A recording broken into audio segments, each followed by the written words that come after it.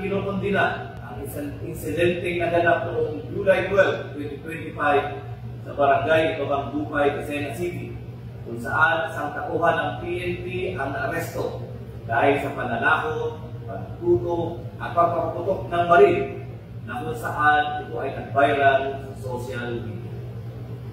Sa ngayon po, ang nasabing pulis ay kasalukuyang nasa kustodiyan ng Lucena City Component Police Station at sisiguraduhin ko po bilang inyong provincial director na siya ay mapaparusahan at tuluyang matatagdag sa serbisyo bilang pulis.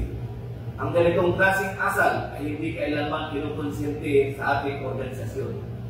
Walang puwang sa Quezon PPO at sino mang ilikumbadong tauhan na magsasamantala sa kapangyarihang ipinagkatiwala sa kanya.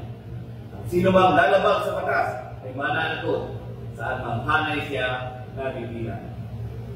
Last nating paabot sa publiko na ang Quezon PPO ay naninindigan para sa serbisyong may disiplina at integridad.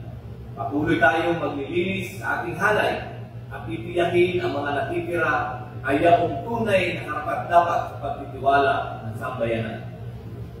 Sa mga kasamahan kong kapat sa serbisyo, huwag tayong panghinaan ng loob. Higit kailanman, kailangan natin ngayon ng pagkakaisa, disiplina at dedikasyon sa ating tungkulin. Sama-sama nating patunayan na mas marami pa rin ang matitino, marangal at matatansang pulis sa Quezon PPO.